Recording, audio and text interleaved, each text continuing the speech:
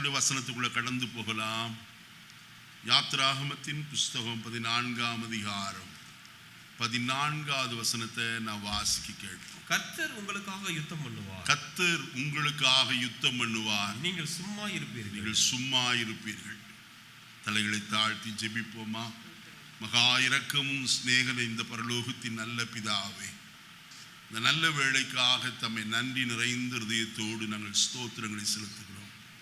இன்றைக்கும் எங்களுக்கென்று இந்த வருஷத்தின் கடைசி மாதத்தில் முதல் வாரத்தில் நீர் கொடுத்திருக்கிற வேத வசனத்திற்காய் ஸ்தோத்திரம். எங்களோடும் என்னோடு நீர் பேசும் ஆண்டவரே. நாங்கள் கேட்கிறவளாய் மட்டுமல்ல, இந்த வசனத்தில் சொல்லப்பட்ட ஆசீர்வாதத்தை நாங்கள் சுதந்திரித்து கொள்ள எங்கள் ஒவ்வொருவருக்கும் நீர் அனுக்கிரகம் செய்யும். கிருபை கூட இருக்கட்டும். மறைத்து கொள்ளும் அடியேனே, உம்மை மாத்திரம் உயர்த்த உதவி செய்யும். துதி கன மகிமை உமக்கு செலுத்துகிறேன் இயேசுவின் நாமத்தில் பிதாவே, ஆமென். மறுபடியுமா இந்த வசனத்தை வாசிக்கலாம். கர்த்தர் உங்களுக்காக யுத்தம் பண்ணுவார். கர்த்தர் உங்களுக்காக யுத்தம் பண்ணுவார். நீங்கள் சும்மா இருப்பீர்கள். நீங்கள் சும்மா இருப்பீர்கள். இந்த வசனம் நல்ல பரிச்சயமான ஒரு வசனம். அநேக இடங்களிலே இந்த வசனத்தை பலகையில எழுதி தொங்க வைத்திருக்கிறத வீடுகளிலே நாம் பார்க்க முடியும். அநேகர் இந்த வசனத்தை தங்களுடைய ஜெப நேரத்திலேயும் உபயோகப்படுத்துவர்களாய் காணப்படுவார்கள். பிரச்சனைகள் வரும்போது, போராட்டங்கள் வரும்போது, கர்த்தாவே எங்களுக்காக என்ன செய்யும், யுத்தம் செய்யும் என்று சொல்லி ஜெபிப்பது வழக்கமாய் காணப்படுகிறது. எல்லாம் நல்லது. நான் இந்த வசனம் என்னுடைய இருதயத்தில் வந்தபோது நான் அதிகமாக யோசித்தேன். இந்த வசனம்தான் எத்தனையோ முறை நான் பேசி ஆயிற்றே, இன்றைக்கும் நான் ஏன் இந்த வசனத்தை பேச வேண்டும் என்று சொல்லி நான் அதிகமாய் சிந்திக்க ஆரம்பித்தேன், ஜெபித்தேன். கர்த்தர் இந்த நாளிலே நான் இதுவரைக்கும் இவ்விதமாய் ஒரு பிரசங்கத்தை தயார் பண்ணினதில்லை. ஒரு புதிய முறையிலே நான் பிரசங்கத்தை தயார் செய்யும்படிக்கு கர்த்தர் எனக்கு கிருபை தந்தார். அவரே என் ஜெப நேரத்தில் வார்த்தைகளை தந்து அதை உபயோகப்படுத்த கர்த்தர் உதவி செய்தார். வசனத்தில் வாசிக்க கேட்டோம், கர்த்தர் உங்களுக்காக என்ன செய்வார், யுத்தம் பண்ணுவார். சண்டை போடுறவர் அப்படின்னு தான் நம்ம தமிழ் பாஷையில சொல்ல வேண்டும். கர்த்தர் உங்களுக்காக சண்டை போடுவார். நீங்கள் எப்படி இருப்பீர்கள், சும்மா இருப்பீர்கள். நாம் யுத்தம் பண்ண போகிறதே இல்லை. யாரோடும் சரி எவரோடும் சரி நாம் யுத்தம் பண்ண அறியாதவர்கள் என்பதை நாம் முதலாவது அறிய வேண்டும். நம்முடைய யுத்தம் யாரோடு என்றால் வசனம் சொல்கிறது, மாம்சத்தோடு இரத்தத்தோடும் அல்ல, துணைத்தனங்களோடும் அதிகாரங்களோடும் பொல்மான மண்டலங்களுள்ள பொல்லாத ஆவிகளின் சேனைகளோடும் நமக்கு என்ன உண்டு, போராட்டம் உண்டு. அந்த போராட்டத்தில் கர்த்தர் நமக்காக என்ன செய்கிறவர், யுத்தம் செய்கிறவராய் காணப்படுகிறார். இந்த வசனம் ஒருவேளை இஸ்ரவேல் ஜனங்களுக்கு சொல்லப்பட்டதாய் இருந்தாலும் ஆவிக்குரிய இஸ்ரவேலராய் காணப்படுகிற நமக்கு இந்த காலவெளியில கர்த்தர் தெரிவிக்கிறவராய் காணப்படுகிறார். நான் வசனத்தில் வாசிக்கிற வேளையிலே வசனம் விவிதமாய் சொல்லப்பட்டிருக்கிறது. யோசுவாவின் புஸ்தகம் 23ஆம் அதிகாரம் 3வது வசனத்தை நான் வாசிக்கலாம். உங்கள் தேவனாய கர்த்தர் உங்களுக்கு முன்பாக சகல ஜாதிகளுக்கும் செய்த யாவையும் நீங்கள் கண்டீர்கள். உங்கள் தேவனாய கர்த்தர் தாமே உங்களுக்காக என்ன செய்தார், யுத்தம் பண்ணினார் என்று எழுதப்பட்டிருக்கிறது. யோசுவாவுடைய வயது சென்ற காலத்தில் யோசுவாவை கொண்டு இஸ்ரவேல் ஜனங்களுக்கு சொல்லப்படுகிற வார்த்தை இங்கே சொல்லப்பட்டிருக்கிறத நான் வாசனத்தில் வாசித்தோம். உங்கள் தேவனாய கர்த்தர் தாமே உங்களுக்காக என்ன செய்தார், யுத்தம் பண்ணினார். இத்தனை ஆண்டு காலங்களும் நாம் ரட்சிக்கப்பட்ட நாள் முதல் கொண்டு இந்நாள் பரியந்தம் நாம் சந்தித்த எல்லா போராட்டங்களிலும் பிரச்சனைகளிலும் பாடுகளிலும் கலக்கங்களிலும் கர்த்தர் நமக்காக எப்படி இருந்தார், யுத்தம் செய்கிறவராய் காணப்பட்டார். அந்த யுத்தம் செய்கிறவர் எப்படி யுத்தம் செய்கிறவராய் காணப்பட்டார் என்று வசனத்தில் வாசிக்கும் போது வசனம் சொல்லுகிறது 2 நாளாகமத்தின் புஸ்தகம் 32ஆம் அதிகாரம் 7-8 வசனங்களை வாசிக்கலாம். நீங்கள் திடன் கொண்டு தைரியமாயிருங்கள். அசீரிய ராஜாவுக்கும் அவனோடு இருக்கிற ஏராளமான கூட்டத்திற்கும் பயப்படாமலும் கலங்காமலும் இருங்கள். அவனோடு இருக்கிறவர்களை பார்க்கிலும் நம்மோடு இருக்கிறவர்கள் அதிகம். அவனோடு இருக்கிறது மாம்சபுயம். நமக்கு துணை நின்று நம்முடைய யுத்தங்களை நடத்த நம்மோடு இருக்கிறவர் நம்முடைய தேவனாகிய கர்த்தர் தானே என்று சொல்லி அவர்களை தேற்றுகிறவனாய் காணப்பட்டார். இதுல 2 காரியம் சொல்லப்பட்டிருக்கிறது. வசனத்தில் வாசிக்கிறோம். கர்த்தர் சொல்லுகிறார், அங்க ராஜா தீர்க்கதரிசி சொல்லுகிறார், அவனோடு இருக்கிறது என்னவாம்? மாம்சபுயம். நம்மோடு இருந்து நமக்கு துணை நின்று நம்முடைய யுத்தங்களை நடத்த நம்மோடு இருக்கிறவர் நம்முடைய தேவனாகிய கர்த்தர், வேறே யாரும் அல்ல. நமக்கு முதலாவது கர்த்தர் என்ன செய்கிறாராம்? துணை செய்கிறவராய் காணப்படுகிறார். கர்த்தர் ஒரு மனுஷனுக்கு துணை செய்தால் அவன் ஒரு காலம் என்ன செய்ய மாட்டான்? வெட்கப்பட மாட்டான் என்று எழுதப்பட்டிருக்கிறது. ஏசாயா 50ஆம் அதிகாரத்தில் நான் வாசிக்கும் போது அந்த வசனத்தை நாம் இவ்விதமாய் பார்க்கலாம். வாசிப்போமா? ஏசாயா தீர்க்கதரிசியின் புஸ்தகம் 50ஆம் அதிகாரம் 7வது வசனத்தை நான் வாசிக்கிறேன். கர்த்தராகிய ஆண்டவர் எனக்கு துணை செய்கிறார், ஆகையால் நான் என்ன செய்ய மாட்டேன். அப்ப கர்த்தர் துணையாய் காணப்பட வேண்டும். கர்த்தர் எப்போது நமக்கு துணை செய்கிறவர் தான். நாம் 46ஆம் சங்கீதத்தை வாசிக்கும் போது முதல் வசனம் இப்படியாய் சொல்லப்பட்டிருக்கிறது, கர்த்தர் எனக்கு தேவன் நமக்கு அடைக்கலமும் பெலனும் ஆபத்து காலத்தில் அனுகூலமான. பார்த்தீங்களா எப்படிப்பட்ட துணையாம்? அனுகூலமான துணையாய் அவர் காணப்படுகிறார். மனுஷருடைய துணையெல்லாம் விருதா. கர்த்தர் தான் நமக்கு துணை செய்ய வேண்டும். யாருக்கு கர்த்தர் துணை செய்ய முடியும்? வசனத்தை வாசிக்கிற வழியில 115ஆம் சங்கீதத்தில் இவ்விதமாய் நான் வாசிக்கலாம். 115ஆம் சங்கீதம் வாசிப்போமா? தேவனுடைய வார்த்தையை அங்கே 8வது வசனத்திலிருந்து வாசிப்போம். 9 இஸ்ரவேலே கர்த்தரை நம்பு, அவரே அவர்களுக்கு துணையும் அவர்களுக்கு கேடகமாயிருக்கிறார். அங்கே 3 வசனங்களும் சொல்லப்பட்டிருக்கிறது. என்னவென்று? கர்த்தரை என்ன செய்யுங்கள்? நம்புங்கள். யார் கர்த்தரை நம்புகிறார்களோ அவர்களுக்கு அவர் யாராயிருக்கிறார்? துணையும் கேடகமாய் காணப்படுகிறவர். நாம் கர்த்தரை எவ்வளவாய் நம்புகிறோம்? முழு இருதயத்தோடு கர்த்தரை நம்புகிறோமா? எரேமியா 17ஆம் அதிகாரம் 7வது வசனத்தை வாசிக்கிற வேளையில வசனம் இவ்விதமாய் சொல்லப்பட்டிருக்கிறது, கர்த்தர் மேல் நம்பிக்கை வைத்து கர்த்தரை தன் நம்பிக்கையாய் கொண்டிருக்கிற மனுஷன். அப்ப நாம் யாரை துணையாய் கொண்டிருக்க என்ன செய்ய வேண்டும்? கர்த்தரை நம்ப வேண்டும். நம்பினால் அவர்களுக்குத்தான் யாராயிருப்பார்? துணை செய்கிறவராய் காணப்படுவார். எல்லா காரியத்திலும் அவர்தான் துணை செய்ய முடியும். துணை செய்கிறவர் நம்மை ஒரு காலம் வெட்கப்படுத்த மாட்டார். அவர் நமக்காக என்ன செய்வார்? யுத்தம் செய்கிறவராய் காணப்படுவார். இதில் நான் 5 காரியங்களை இந்த காலை வேளையில உங்களோடு சொல்லும்படிக்கு நான் விரும்புகிறேன். ஆனால் அதற்குரிய நேரம் எனக்கு இல்லை. நான் அதை 2 பகுதியாய் பிரித்து இந்த வாரத்திலேயும் நீ வருகிற நாட்களில் உங்களோடு சில வார்த்தைகளையும் பேசுகிற நான் விரும்புகிறேன். அதற்கு தலைப்பாய் கர்த்தர் எனக்கு கொடுத்த வார்த்தைகள், முதலாவது அங்கே ஏறி வருகிற சத்துருவுக்கு விரோதமாய் கர்த்தர் யுத்தம் செய்கிறவராய் காணப்படுவார். 2வது எதிரிட்டு வருகிற சத்துருவுக்கு விரோதமாய் கர்த்தர் யுத்தம் செய்கிறவராய் இருப்பார். 3வது ஏராளமாய் வருகிற சத்துருவுக்கு விரோதமாய் நம்முடைய தேவன் நமக்காய் யுத்தம் செய்வார். ஏளனமாய் பேசி வருகிற சத்துருவுக்கு விரோதமாய் கர்த்தர் யுத்தம் செய்வார். எண்ணிக்கைக்கு அடங்காத கூட்டமாய் வருகிற சத்துருவுக்கு விரோதமாய் கர்த்தர் என்ன செய்வார்? யுத்தம் செய்கிறவராய் காணப்படுவார். புரிஞ்சுதா?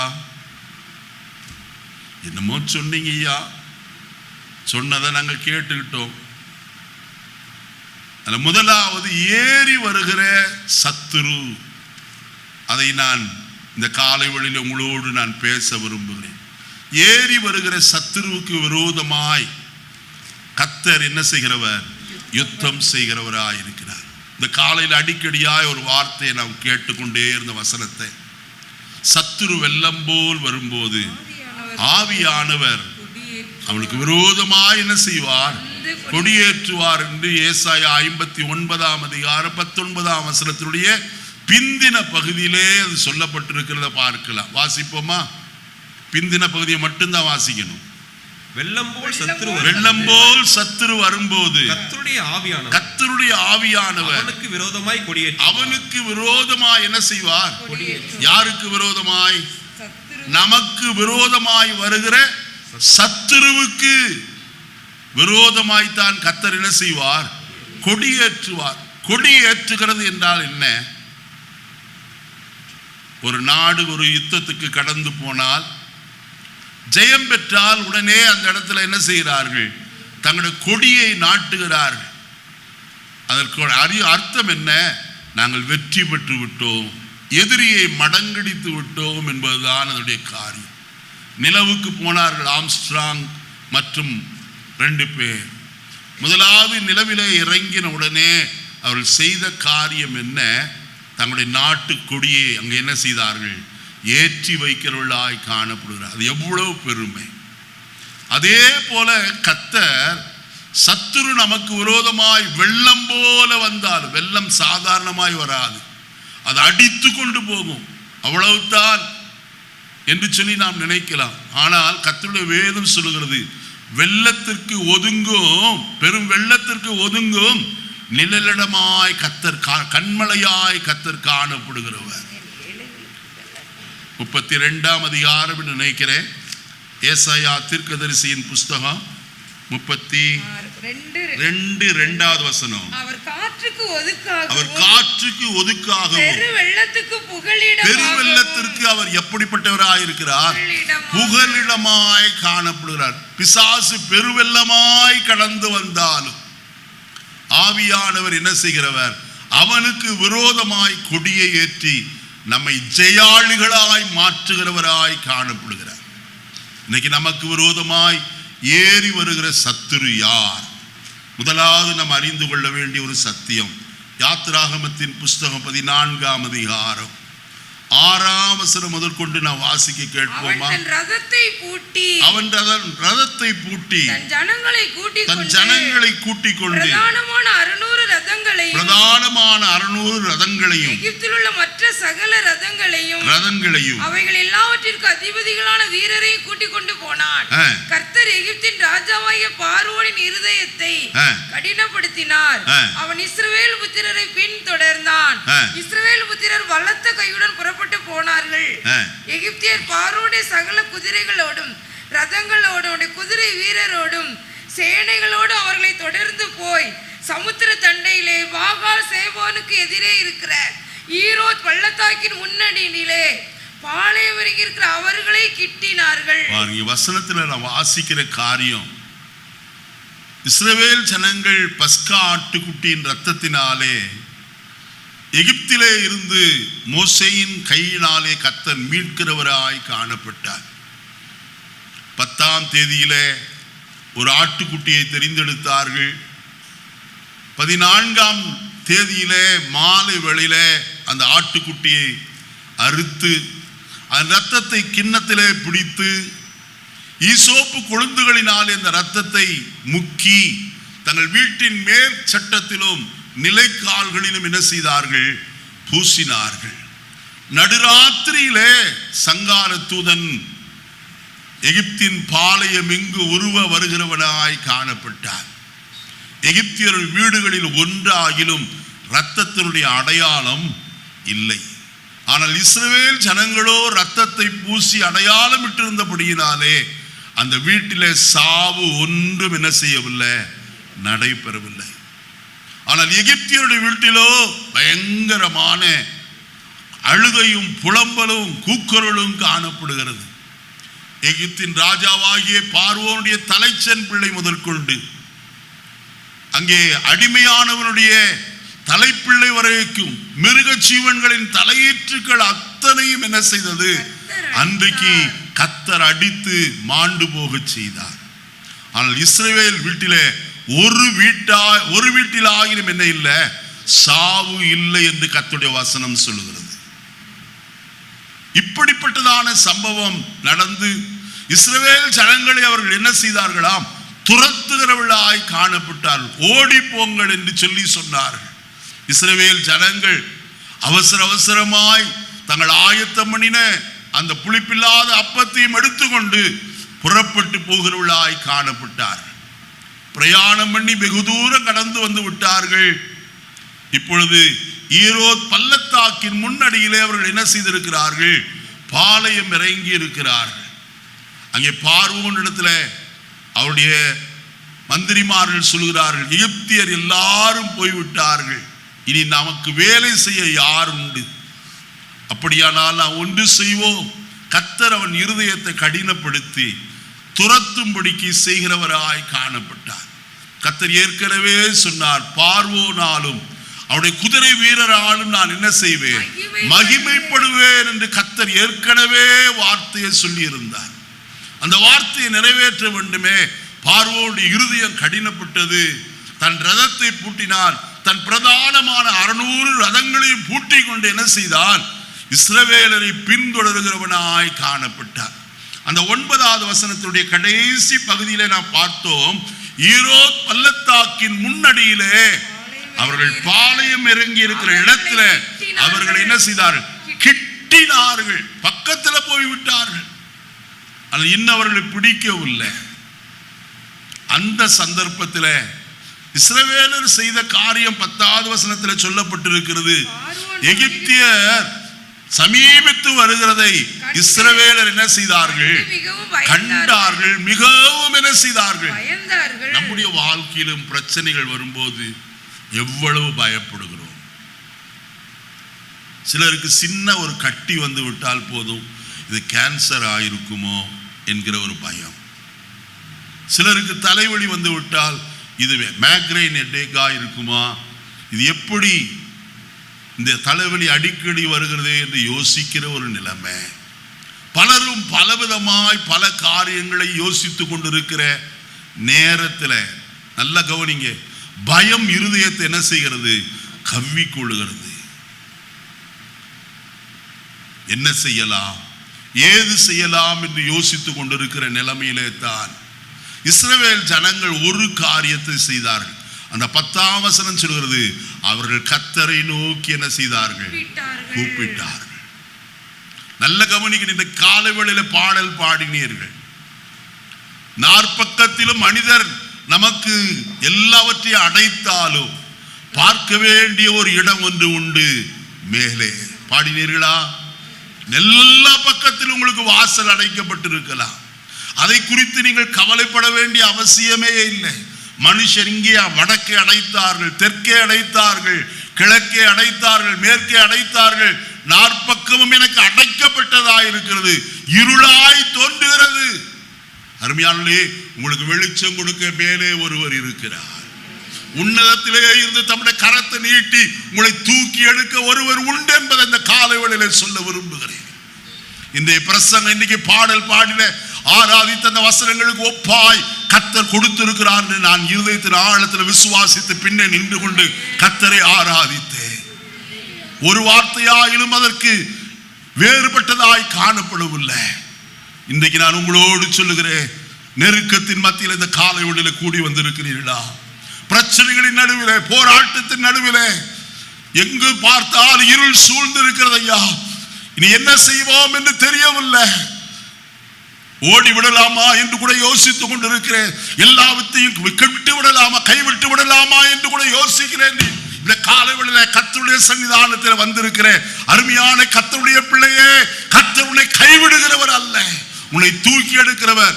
எந்த இடத்துல நீ அவமானப்பட்டாயோ, எந்த இடத்துல நீ நிந்திக்கப்பட்டாயோ, எந்த இடத்துல உன் வாழ்க்கை அங்கே துவண்டு போயிட்டோ, அதே இடத்துல உன்னை தூக்கி எடுப்பதற்கு கர்த்தர் உண்மை உள்ளவராய் காணப்படுகிறார். சற்று நேரத்துக்கு முன்பதாக சாட்சியை நாம் கேட்டோம். கர்த்தரால் கூடாத காரியம் ஒன்று, அவர் அற்புதங்களை செய்கிற கர்த்தர் பிரியமானவர்களே, அதிசயமானவராய் காணப்படுகிறார். இந்த நாளில் அவரை நோக்கி பார்ப்போம். இஸ்ரவேல் ஜனங்கள் செய்த காரியம் 10வது வசனத்தில் சொல்லப்பட்டிருக்கிறது. அப்பொழுது இஸ்ரவேல புத்திரர் கர்த்தரை நோக்கி என்ன செய்தார்கள்? கூப்பிட்டார்கள். இன்றைக்கு கர்த்தரை நோக்கி கூப்பிடுவோமா? வசனம் சொல்லுகிறது, என்னை நோக்கி கூப்பிடு, அப்பொழுது நான் உனக்கு மறு உத்தரவு கொடுத்து நீ அறியாததும் உனக்கு எட்டாததுமான பெரிய காரியங்களை உனக்கு என்ன செய்வேன்? அறிவிப்பேன் என்று சொல்லி இருக்கிறாரே. அவன் என்னை நோக்கி கூப்பிடுவான், நான் அவனுக்கு மறு உத்தரவு கொடுத்து ஆபத்தில் நானே அவனோடு இருந்து அவனை தப்புவித்து அவனை என்ன செய்வேன்? கனப்படுத்துவேன். மீண்டுமாய் கனப்படுத்துகிற ஆண்டவரை நோக்கி கூப்பிட வேண்டும். தலைவர் 91ஆம் சங்கீதத்தில் சொல்லுகிறார் அந்த வசனத்தில், அவன் என்னை நோக்கி என்ன செய்வான்? கூப்பிடுவான். மனுஷரை கூப்பிட்டு பார்த்தோமா? உற்றார் உறவினர்களை கூப்பிட்டு பார்த்தோமா? அவர் ஒருவராகிலும் உங்களுக்கு உதவி செய்யாத போது அந்நிய இடத்திலே இருந்து ஒரு உதவி வருமே, உயரத்திலே இருந்து ஒரு உதவி வருமே, அதுதான் மேலான உதவி. அப்படிப்பட்டவர்கள் கர்த்தரை அவர்கள் என்ன செய்கிறார்கள்? ருசி பார்க்கிறவர்களாய் காணப்படுகிறார்கள். தைரியமாய் சொல்ல முடியும். 34ஆம் சங்கீதம் 8ஆம் வசனத்தின்படி கர்த்தர் நல்லவர் என்பதை என்ன செய்யுங்கள்? ருசித்து பாருங்கள். அவர் மேல் நம்பிக்கையாய் இருக்கிற மனுஷன் பாக்கியவான். எத்தனை பேர் கர்த்தரை நாம் ருசித்து பார்த்திருக்கிறோம்? பிரச்சனை வேளைகளிலே தான், போராட்டத்தின் வேளைகளிலே தான், நெருக்கத்தின் வேளையிலே தான், எப்பக்கத்தில் இருள் சூழ்ந்திருக்கிற வேளையிலே தான் கர்த்தரை நோக்கி பார்க்கும் போது கர்த்தர் நல்லவர் என்று நாம் என்ன செய்ய முடியும்? சொல்ல முடியும். கடந்த வாரத்தில் என்னுடைய இளைய மகன் உட்கார முடிய, படுக்க முடியவில்லை, மிகுதியும் அவதிப்பட்டார். என்ன என்று எங்களுக்கு விளங்கவில்லை. ஞாயிற்றுக்கிழமை ஆராதனைக்கு வந்து பாட்டு பாடணும். நான் சொல்லிட்டேன், என்னால் முடியாதுப்பா, எப்படியா இல்லை ஆராதனை நடத்திங்க. ஆனால் கர்த்தர் வெட்கப்படுத்தல. இங்கே ஆராதிக்கும் போது அவனுக்கு இருந்த அந்த கட்டி எல்லாம் உடைந்து முற்றிலும் கர்த்தரே அவனுக்கு வைத்தியம் பார்க்கிறவராய் காணப்பட்டார். அது மாத்திரமல்ல, நம்முடைய சகோதரிமார் அவனுக்கு ஆராதனை முடிந்த பிற்பாடு அவனுக்கு உதவி செய்தார்கள் கேள்விப்பட்டு. அவர்களை கர்த்தர் ஆசீர்வதிப்பாராக. டாக்டர் இடத்துல கூட்டி கொண்டு போனார்கள். டாக்டர் பார்த்து எல்லாம் ஆறி போய் விட்டது, இதற்கு என்ன வைத்தியம் செய்ய வேண்டியது? யோசித்து பாருங்க. அந்த புண்ணுடைய ஆழம் இவ்வளவு நீளம் இருந்தா, ஏறக்குறைய 2.5 இன்ச்சு ஆழத்தில் காணப்பட்டது என்று சொன்னார் எல்லாரும் பார்த்தவர்கள். ஆனால் கர்த்தர் ஆச்சரியமாய் நன்மை செய்தார். நான் அருமையான அம்மா அவன் பக்கத்திலே உட்கார்ந்து கொண்டு, கர்த்தர் உனக்கு நல்லவர், கர்த்தர் உனக்கு நல்லவர். அவன் பிறக்கும் போது தாய்ப்பால் அற்றவனாய் காணப்பட்டான். காரணம், 15 வருஷம் கழித்து பிறந்தபடியினாலே அவனை போற்றி வளர்த்தார் அவருடைய அம்மா. அவனுக்கு ஜெபம் பண்ண கர்த்தர் ஆச்சரியமாய் சுகத்தை அவனுக்கு தந்தார். இன்றைக்கு ஆராதனைக்கு வந்து ஆராதனை நடத்தும்படி கர்த்தர் அவனுக்கு பலன் கொடுத்தார். ஏன் இதை சொல்லுகிறேன்? கர்த்தர் நல்லவர் என்பதை ஒவ்வொரு நாளும் நாங்கள் ருசி பார்க்கிறோம். ஆயினால் தான் தைரியமாய் நான் சொல்லுகிறேன், உங்களோடு கூட சேர்ந்து கர்த்தர் நல்லவர் தான். இக்கட்டில் அவர்கள் என்ன செய்கிறவர்? அரணான கோட்டை என்று கர்த்தருடைய வசனம் சொல்லுகிறது. இந்த காலையில என்னை கேட்கிற அருமையான கர்த்தருடைய ஜனமே, மேலே கர்த்தரை நோக்கி கூப்பிடுவோம். அவரை அல்லாதபடிக்கு நாம் நோக்கி பார்க்க ஒரு இடம் வேற ஒன்றுமே இல்லை என்பதை நன்றாய் அறிந்து கொள்வோம். எசேக்கியா ராஜா ஏசாயா தீர்க்கதரிசியோடு கூட சேர்ந்து வானத்தை நோக்கி என்ன செய்தார்களாம்? அபயமிட்டார்கள் என்று கர்த்தருடைய வசனம் சொல்லுகிறது. வானத்தை நோக்கி அபயமிட்டார்கள். கர்த்தர் அவனுக்கு அனுசாரியாயிருந்து அவனுக்கு என்ன செய்தார்? உதவி செய்கிறவராய் காணப்பட்டார். யோசபாத் ராஜா ஆகாத ராஜாவாகிய ஆகாபோடு சேர்ந்து யுத்தத்திற்கு கடந்து போனார். யுத்தத்திலே அங்கே சீரியர் அவர்களுக்கு என்ன செய்தார்கள்? ராஜா ஒருவனை மாத்திரம் என்ன செய்ய வேண்டும்? கொன்று போட வேண்டும் என்று. ஆகாப் வேஷம் மாறி போய்விட்டான். யோசபாத்தோ ராஜவஸ்திரம் தரித்தவனாய் ரதத்தில் உட்கார்ந்து கொண்டிருக்கிறான். வில்வீரர் அவனை என்ன செய்தார்கள்? சுற்றிலும் நெருக்கினார்கள். அப்பொழுது யோசபாத் கர்த்தரை நோக்கி என்ன செய்தானா? கூக்குரல் இடுகிறவனாய் காணப்பட்டான். கர்த்தர் அவனுக்கு அனுசாரியாயிருந்து அவர்கள் அவனை விட்டு விலகும்படிக்கு கர்த்தர் செய்தார். என்னை கேட்கிற கர்த்தருடைய பிள்ளைகளே, கர்த்தரை நோக்கி கூப்பிடுகிற ஒருவருக்கு ஆகிலும் கர்த்தர் நன்மை செய்யாமல் இருப்பவர் அல்ல. புதிய ஏற்பாட்டிலேயும் அநேக இடங்களை நாம் பார்க்கிறோம். கர்த்தரை யாரெல்லாம் நோக்கி கூப்பிட்டார்களோ, பர்த்திமேயு குருடன் கூப்பிட்டான். கர்த்தர் அவனுக்கு அனுசாரியாயிருந்து அவனுக்கு உதவி செய்தார். அவனுக்கு பார்வை வெளிச்சம் கொடுத்தார். கானானிய ஸ்திரீ ஒருவர் இயேசுவை பின்தொடர்ந்து கொண்டே வந்தால் எல்லாரும் அதட்டினார்கள். ஆனாலும் அவள் முன்னை பார்க்கிலும் அதிகமாய் துணியை உயர்த்தி சத்தமிட்டால் நடந்த காரியம் என்ன? கர்த்தர் அவளுக்கு அவருடைய மகளுக்கு சுகத்தை தருகிறவராய் காணப்பட்டார். அவர் சொன்ன ஒரு வார்த்தை தெரியுமா? இஸ்ரவேலிலும் இப்படிப்பட்ட விசுவாசத்தை நான் என்ன செய்யவில்லை, காணவே இல்லை. அவ்வளோ பெரிய விசுவாசம். ஸ்திரியே, உன் விசுவாசம் எப்படிப்பட்டது? பெரியது என்று சொல்லுகிறவராய் காணப்பட்டாரே. இன்றைக்கு உங்களோடு நான் சொல்ல விரும்புகிற ஒரு காரியம், கர்த்தரை நோக்கி கூப்பிடுவோமா? குடும்பமாய் கர்த்தரை நோக்கி கூப்பிடுவோம். குடும்பத்தில் புருஷனும் மனைவியும் கைகளை கோர்த்து பிள்ளைகளும் சேர்த்து கொண்டு கர்த்தரை நோக்கி கூப்பிட்டு பாருங்க. கர்த்தர் அற்புதங்களை செய்ய வல்லவராயிருக்கிறார். நாம் அதைத்தான் செய்யாமல் விடுகிறோம்.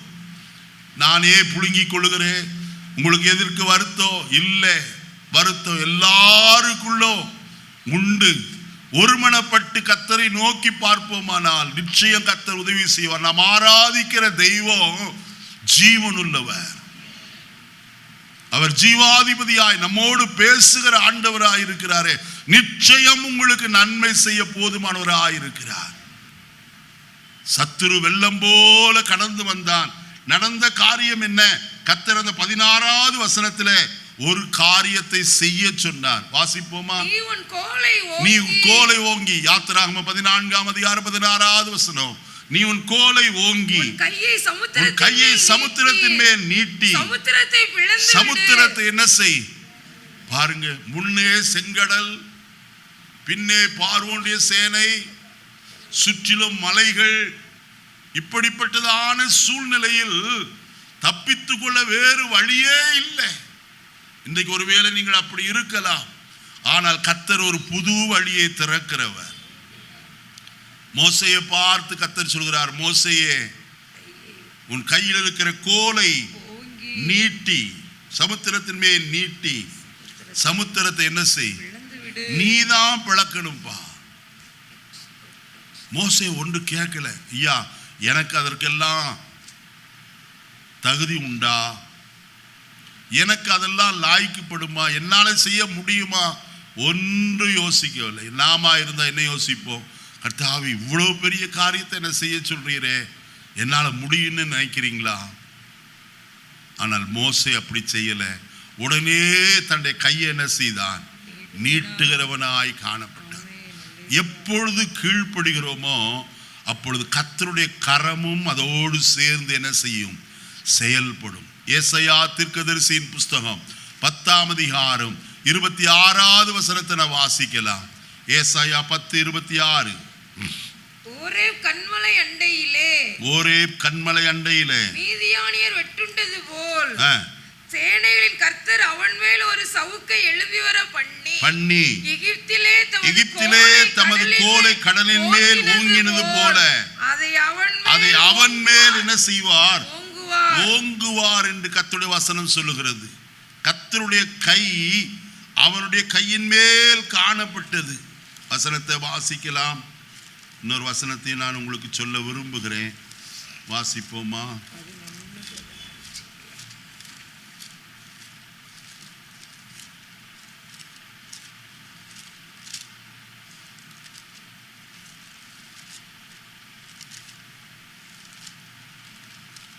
ஏசாயா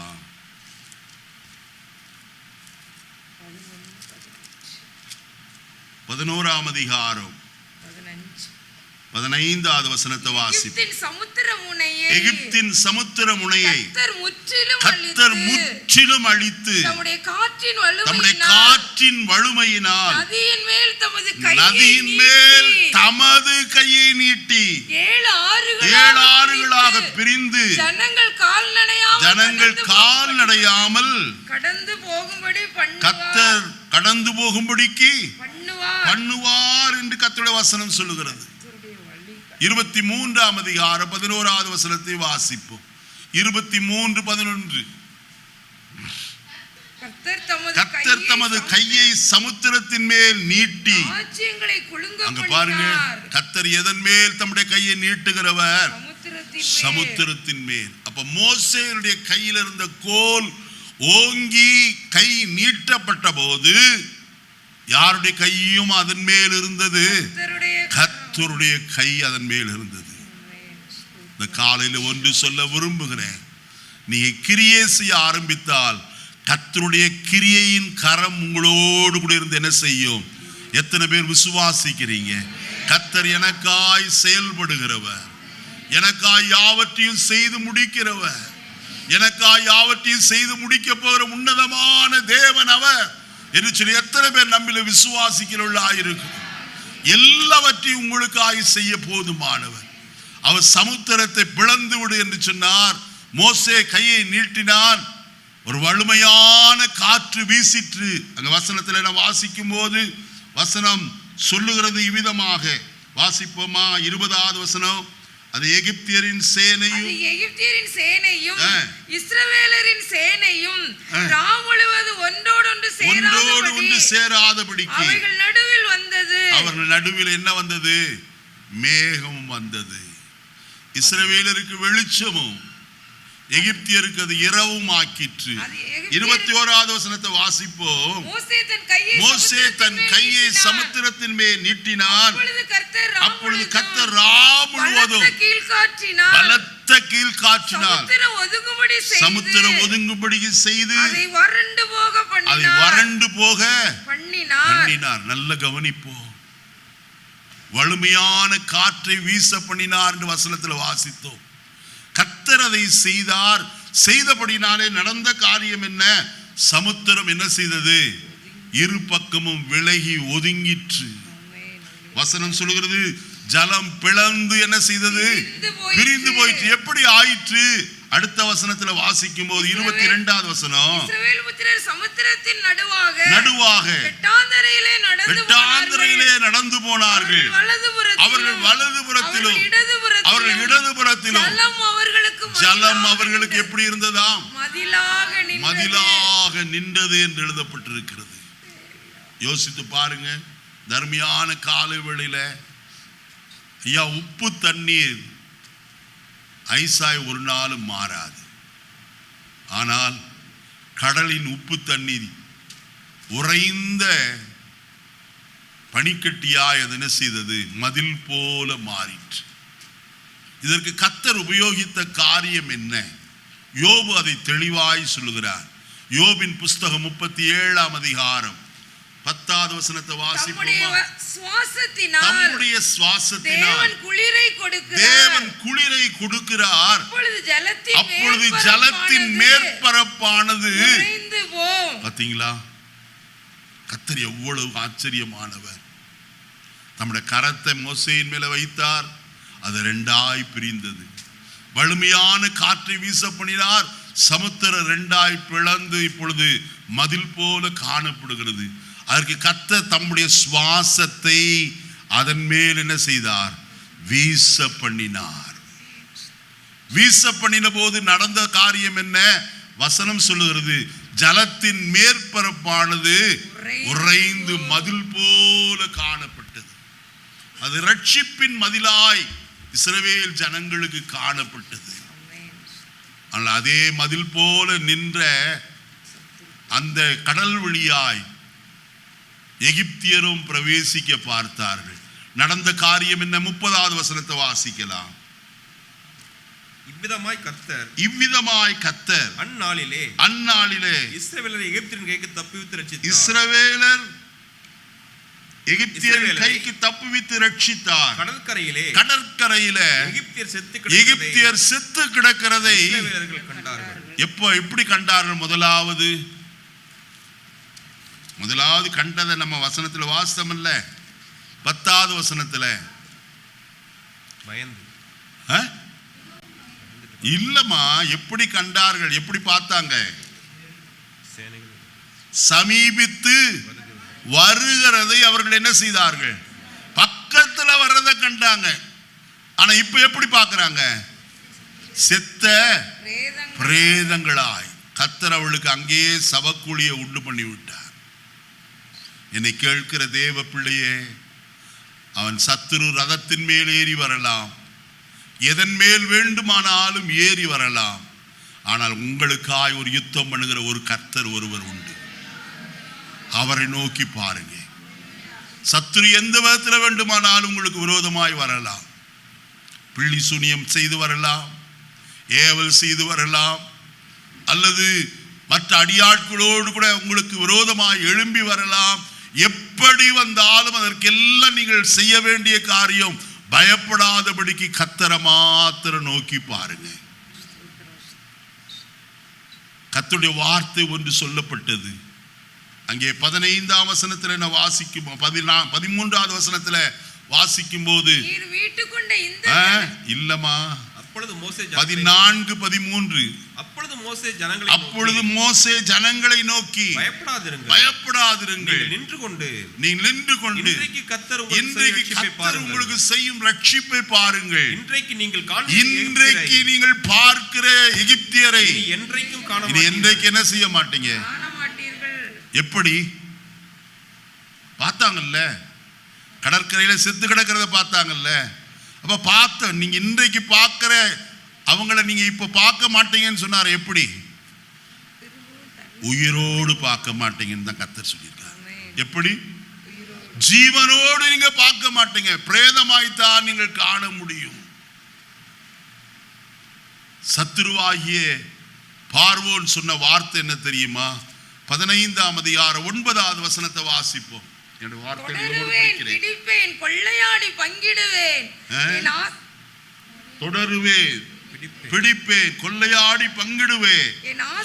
என் ஆசை அவர்களிடத்தில் திருப்தியாகும். என் பட்டயத்தை உருவேன், என் கை அவர்களை சங்கரிக்கும் என்று யார் சொன்னது? பகைஞன் சொன்னான். நல்ல கவனிப்போ, அவன் சொன்ன வார்த்தை எவ்வளவு ரைமா வருது பாருங்க. தொடருவேன், பிடிப்பேன், கொள்ளையாடுவேன், என் ஆசை அவனிடத்தில் என்ன செய்யும்? திருப்தியாகும். என் பட்டயத்தை உருவேன், என் கை அவர்கள் என்ன செய்யும்? எல்லாத்தையும் சொன்னான். அவன் பட்டயத்தை உருவினானா? கர்த்தர் ஒரு காரியத்தை உருவி விட்டுட்டார். என்னத்தை? அங்க வசனத்தில் என்ன வாசிக்கும் போது வசனம் இவ்விதமாய் சொல்லப்பட்டிருக்கிறது. 24, 25 வசனம் கிழக்கு 14:24 வாசிங்க. வெளுத்து வரும் ஜாமத்தில் கர்த்தர் அக்கினியும் மேகமுமான ஸ்தம்பத்திலிருந்து எகிப்தியரின் சேனையை பார்த்து அவர்கள் சேனையை கலங்கடித்து அவருடைய ரதங்களில் இருந்து உருளைகள் கழலவும் அவர்கள் தங்கள் ரதத்தை வருத்தத்தோடு நடத்தவும் பண்ணினார். பாத்தீங்களா? அவங்க என்ன அறிக்கை செஞ்சாங்க? அதே வசனத்துல அப்பொழுது எகிப்தியர் இஸ்ரவேலை விட்டு ஓடி ஓடி போவோம். கர்த்தர் அவர்களுக்கு என்ன செய்தார்? துணை நின்று எகிப்தியருக்கு விரோதமாய் யுத்தம் பண்ணுகிறார் என்றார். பாருங்க, அவங்களே சொல்றாங்க, கர்த்தர் யாருக்கு துணை நிற்கிறார்? எகிப்தியராகிய நமக்கு அல்லையா, இஸ்ரவேலராகிய அவர்களுக்கு கர்த்தர் உதவி செய்கிறார் என்றால் கர்த்தருடைய வசனம் சொல்கிறது. நான் இன்னும் ஆழமாய் சொல்ல விரும்புகிறேன், ஆனா நேரம் இல்லை. இஸ்ரவேல் என் புத்திரன் என்று கர்த்தர் சொன்னார். என் சேஷ்ட புத்திரனாய் காணப்படுகிறது.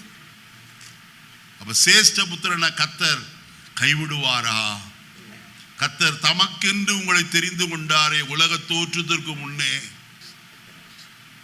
உங்களை ரட்சித்தாரே, தம்முடைய ஜீவனை கொடுத்து உங்களை பெயர் சொல்லி அழைத்து தம்முடைய பிள்ளையாய் மாற்றினாரே, உங்களை எப்படி கைவிடுவார்? எனக்கு அதிகமாய் வருகிற ஒரு வார்த்தை ஓசியா தீர்க்கதரிசன புஸ்தகத்துல, எப்ராயிமை பார்த்து, எப்ராயிமே நான் உன்னை எப்படி கை விடுவேன்? அவர் கைவிடுகிறவர் அல்லையா. நான் உன்னை விட்டு விலகுவதும் இல்லை, உன்னை கைவிடுவதும் இல்லை என்று அவர் சொல்லி இருக்கிறாரே. அதனாலே நாம் என்ன செய்து தைரியம் கொண்டு, கர்த்தர் எனக்கு சகாய, மனுஷன் எனக்கு என்ன செய்வான் என்று என்ன செய்யலாமே, சொல்லலாமே. அருமையானே, நம்முடைய கர்த்தர் நமக்கு யுத்தம் பண்ணுகிறவர். ஆயினாத்தான் சாத்ரக், மேஷக், ஆபேத்நேகோ என்பவர்கள் தங்கள் ஆராதிக்கிற தேவன் இன்னார் என்பதை அறிந்திருந்தபடியினால் தான் சொன்னார்கள், நேபுகாத் நேச்சார் ஆகிய ராஜாவே, உமக்கு உத்தரவு செல்ல எங்களுக்கு என்ன இல்லை, அவசியம் இல்லை, கவலையே இல்லையா, சொல்ல வேண்டிய காரியம் இல்லை. நாங்கள் ஆராதிக்கிற எங்கள் தேவன் எங்களை தப்புவிக்க எப்படிப்பட்டவர்? இன்னைக்கு காலை வேளையில் எத்தனை பேர் நம்மளை அப்படி சொல்ல முடியும்? நாங்கள் ஆராதிக்கிற கர்த்தர் எங்களை தப்புவிக்க வல்லவர் ஐயா. எங்களுடைய சோதனை காலத்தில், எங்களுடைய பிரச்சனை வேளைகளில், எங்களுடைய போராட்டங்களில், எங்களுடைய கண்ணீரின் பாதையில, எங்களுக்கு வருகிற சகல நெருக்கங்களிலும் கர்த்தர் எங்களை தப்புவிக்க வல்லவராயிருக்கிறார். அதே மனுஷர் சொன்னார்கள், நாங்கள் தப்புவிக்கப்படாமற் போனாலும் ராஜா நிறுத்தின இந்த சிலையை நாங்கள் என்ன செய்வதில்லை, வணங்க போவது, பணிந்து கொள்ள போவதே இல்லை. இன்னைக்கு ஆணித்தரமான ஒரு விசுவாசம் நமக்குள்ளே எழும்பி வர வேண்டும். வேத வசனத்தை வாசிக்கணும். எவ்வளவு நேரம் கிடைக்குதோ அவ்வளவு நேரமும் வாசித்தால் நிச்சயமாகவே வசனத்தினால் நம்முடைய இருதயம் நிரம்பும், விசுவாசம் பெருக்கெடுத்து வரும். நம்ம ஒரு நாளைக்கு ஒரு வசனம் படிச்சுட்டு போனா எப்படி இருக்கும்? ஒரு நாளைக்கு ஒரு 4 வசனத்தை படித்தால் எப்படி இருக்கும்? உங்களுடைய சரீரம் பலனாயிருப்பதற்கு ஒரு 4 பேருக்கு சாப்பிட்றீங்க. எவ்வளோ நல்ல சாப்பாடு சாப்பிட்றோம். கர்த்தர் நமக்கு கொடுக்குற சாப்பாடு, சாம்பார், ரசம், மோர், தயிர், கூட்டு, பொரியல் எல்லாத்தையும் வச்சுட்டு என்ன செய்யறோம்? ஒரே நேரத்தில் சாப்பிட பார்க்குறோம். எதற்கு? இந்த சரீரம் தெம்பா இருக்கணும், அப்பதான் வேலை செய்ய முடியும். அதை பார்க்கிலும் ஒன்று, உங்களுடைய ஆவிக்குரிய ஜீவத்தில் உங்களுடைய ஆத்துமா பலனாயிருக்க வேண்டுமானால், நீங்கள் தைரியம் உள்ளவர்களாக இருக்க வேண்டுமானால், முதலாவது உங்களுடைய ஆத்துமாவுக்கு தேவையான அனுதின ஆகாரமாகிய வசனத்தினாலும் ஜெபத்தினாலும் உங்களுடைய இருதயத்தை நிரப்புங்க. கர்த்தர் உங்களை பலப்படுத்துவார். உங்களை ஒரு நாள் என்ன செய்ய மாட்டார்? வெட்கப்படுத்த மாட்டார். வசனத்தில் சொல்லப்பட்டிருக்கிறதே, சங்கீதம் 119, 165 வாசிக்கிறோம், உமது வேதத்தை நேசிக்கிறவர்களுக்கோ மிகுந்த சமாதானம் உண்டு, அவர்களுக்கு என்ன இல்லை? இடரல் இல்லை. தெளிவாய் உங்களோடு சொல்கிறேன், கர்த்தர் என்ன செய்தார்? சேனையை பார்த்து கலங்கடித்தார். அவருடைய உருளைகள் எல்லாம் என்ன செய்தது? ரதத்தினுடைய சக்கரம் எல்லாம் கலண்டு போயிற்று. ரதத்தை எப்படி நடத்துவது? வருத்தத்தோட நடத்தினார்கள். அதற்குள்ள சமுத்திரம் என்ன செய்தது? மூடிவிட்டது. எல்லாரும் என்ன செய்தார்கள்? செத்த பிரேதங்களாய் காணப்பட்டார்கள். அங்கே வசனம் சொல்கிறது, அடுத்த நாளிலே அவர்கள் செத்து கிடக்கிறதை இஸ்ரவேல் ஜனங்கள் என்ன செய்தார்கள்? கண்டார்களா? கண்டுட்டு பேசாம இருந்தாங்களா? கர்த்தர் நன்மை செஞ்சாருங்க. அதோடு கூட அவர்கள் பேசாமல் இருந்தார்கள். என்ன செய்தார்கள்?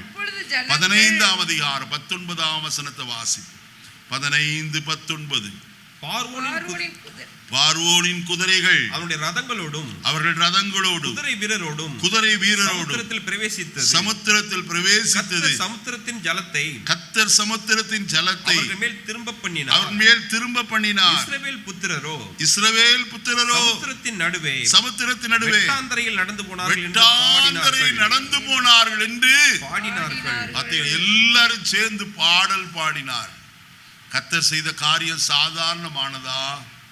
கர்த்தரை பாடி துதித்தார்கள். அடுத்தது இதை பார்த்த ஆண்கள் கூட்டம் பாடினதே, இதை பார்த்த பெண்கள் கூட்டம் என்ன செய்தது? 21ஆவது வசனத்தை வாசிப்போம். அவர்களுக்கு பிரதிவசனமாக கர்த்தரை பாடுங்கள், அவர் மகிமையாய் வெற்றி சிறந்தார், குதிரையும் குதிரை வீரனையும் தள்ளினார் என்று தம்புரு எடுத்து பாட ஆரம்பித்து விட்டார். ஜெய கோஷம் முழங்கிற்று. இந்த காலையில நான் ஒன்று சொல்கிறேன், உங்களுக்கு விரோதமாய் எந்த சத்துரு வெள்ளம் போல் ஏறி வந்தாலும், கடந்து வந்தாலும், எப்படி வந்தாலும் சரி, கர்த்தர் உங்களுக்காக என்ன செய்கிறவர்? யுத்தம் பண்ணுகிறார். அவருடைய கரத்துல விட்டுருங்க. ஆண்டவரை, நீர் எனக்காக எல்லாவற்றையும் செய்கிறவர். இந்த மாத வாக்கு தத்தமே அதுதான். 138ஆம் சங்கீத கடைசி வசனம், கர்த்தர் எனக்காக யாவற்றையும் செய்து முடிப்பார். நிச்சயமாய் இந்த மாதத்தில் செய்து முடிப்பார். மீதியான காரியங்களை நான் அடுத்த வாரத்தில் உங்களோடு நான் பேசுகிறேன். உங்களுக்கு விரோதமாக ஏறி வருகிற சத்துரு உங்களை ஒரு நாளும் தொடவே முடியாது. உங்களிடத்துல ஒரு கிரியையும் செய்ய முடியாது. ஏனென்றால் உங்களுடைய கண்கள் எதை பார்த்து கொண்டு இருக்கிறது? தாவீதை போல, எனக்கு ஒத்தாசை வரும் பர்வதங்களுக்கு நேராக என் கண்களை ஏறெடுக்கிறேன். கர்த்தருக்கு நேராக நம்முடைய கண்களை ஏறெடுக்கிறோமா? அவர் பரலோகத்திலிருந்து உங்களுக்கு என்ன செய்கிறவர்? ஒத்தாசை அனுப்புகிறவர். அதே தாவீதுதான் சொல்கிறார், வானத்தையும் பூமியும் உண்டாக்கின கர்த்தரிடத்திலிருந்து எனக்கு என்ன செய்யும்? ஒத்தாசை வரும் என்று சொல்கிறார். 126ஆம் சங்கீதத்தில் கர்த்தருடைய நாமத்தில் எனக்கு என்ன உண்டு? சகாயம் உண்டு என்று சொல்கிறார். உங்களுக்கு சகாயம் வேண்டுமா? கர்த்தருடைய நாமத்தை பிடித்துக் கொள்ளுங்க. அந்த நாமம் எல்லா நாமத்திற்கும் மேலானது. அந்த நாமத்தினாலே வானோர் பூதலத்தோர் பூமியின் கீழானோருடைய முழங்கால் யாவும் என்ன செய்யும்? முடங்கும். நாவுகள் யாவும் இயேசுவே கர்த்தர் என்று என்ன செய்யும்? அறிக்கை பண்ண. அவ்வளவு பெரிய நாமம். சாதாரண நாமத்தை அல்ல நாம் ஆராதிப்பது. இந்த உலகத்திலே மேன்மையான ஒரு நாமத்தை நீங்களும் நானும் ஆராதிக்கிறபடினாலே தைரியமாய் அந்த நாமத்தை பற்றி கொள்வோம். கர்த்தரின் நாமம் பலத்த துருகம், நீதிமானதற்குள் ஓடி எப்படி இருப்பான்? சுகமாயிருப்பான். கர்த்தருடைய நாமத்திற்குள்ள ஓடி வருவோம். அவன் என் நாமத்தை அறிந்திருக்கிறபடினால் அவனை உயர்ந்த அடைக்கலத்தில் வைப்பேன். அருமையானவர்களே, உயர்ந்த அடைக்கலத்தில் கர்த்தர் கொண்டு போய் வைக்கிறவர். அவருடைய நாமத்துக்குள்ளே புகுந்தவர்களுக்கு சுகம் உண்டு. ஆகையால் இந்த காலையில நம்மை தாழ்த்தி கர்த்தருடைய கரத்தில் ஒப்பு கொடுப்போம். ஒருவேளை நீங்கள் துக்கத்தோடு வேதனையோடு சஞ்சலத்தோடு இந்த அறை வீட்டுக்குள்ள காணப்படுவீர்கள்னா, இந்த அறை வீட்டிலேயே உங்களுடைய வருத்தங்கள் பாரங்கள் எல்லாவற்றையும் வைத்து விட்டு போங்க. நிச்சயம் கர்த்தர் நாளை தினத்தில் உங்களுக்கு பெரிய காரியத்தை செய்வார். கர்த்தருடைய வேதம் சொல்லுகிறது, நான் சொல்லவில்லை. கர்த்தருடைய வார்த்தையை நான் உங்களுக்கு சொல்லுகிறேன். இன்றைக்கு உங்களை பரிசுத்தம் பண்ணி கொள்ளுங்கள். நாளைக்கு நீங்கள் அற்புதத்தை காண்பீர்கள்.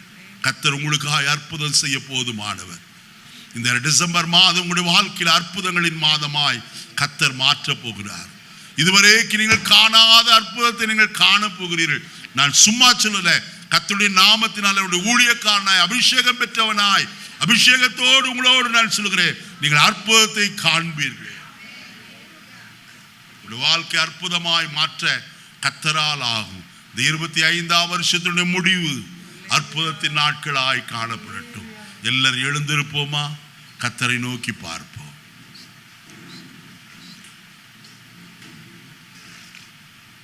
ஏறி வருகிற சத்துரு எதன் மேல் ஏறி வந்தாலும், ரதங்களோடும் பிரதான ரதங்களோடும் ஏறி வந்தாலும், பட்டயத்தோடும் உருவின பட்டயத்தோடு ஈட்டியோடும் கேடகத்தோடும் அவன் கடந்து வந்தாலும் கர்த்தர் உங்களுக்காய் யுத்தம் பண்ணுகிறவர் ஐயா.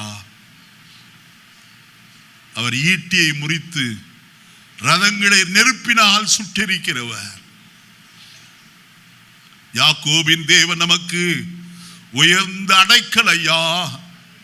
அவரை பாருங்க, இந்த காலையில தேவாதி தேவன் உங்களுக்கு அடைக்கலமானவர். அவரை நோக்கி பாருங்க, ஆண்டவரே எனக்கு துணை செய்ய ஐயா. நான் என்ன செய்ய வேண்டும் என்பது எனக்கு தெரியல. நீங்க வேற எங்கேயும் வேடிக்கை பார்க்க வேண்டாம். கர்த்தரிடத்தில் உங்களுடைய இருதயத்தின் குமரல்களை கொஞ்சம் கொட்டி விடுங்க ஐயா. நீங்களே போய் அடக்கி கொண்டிருக்க வேண்டாம்.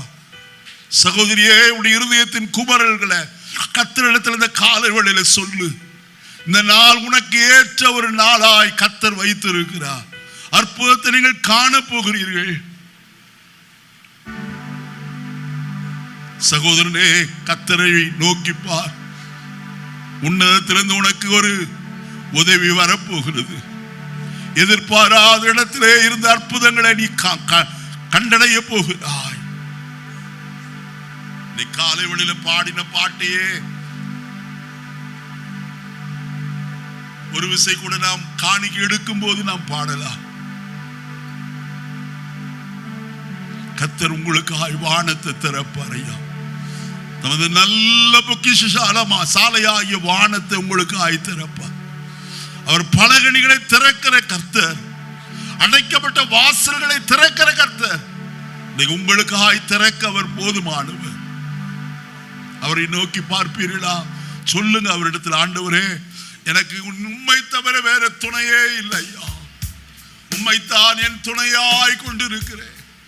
யாக்கோபின் தேவனை தன் துணையாய் கொண்டிருந்து அவர் மேல் நம்பிக்கையாய் இருக்கிற மனுஷன் பாக்கியவான் என்று எழுதப்பட்டிருக்கிறது. எல்லா சூழ்நிலைகளிலும் அவர் உங்களுக்கு துணையாய் வரக்கூடும். முடியும். அவர்தான் உங்களுக்கு துணை. ஜெபிப்போமா? கர்த்தருடைய சமூகத்தில் சொல்லுங்க, நான் ஜெபிக்க போகிறேன். பரலோகத்தின் தேவனே, இந்த நல்ல காலை வேளைக்காய் ஸ்தோத்திரம். இன்றைக்கு உடைய பிள்ளைகளுக்கு ஆண்டவரே ஏற்ற வார்த்தைகளை அடியனுடைய வாயின் மூலமாய் நீர் சொல்லி இருக்கிறீர். அடியான் விசுவாசிக்கிறப்பா.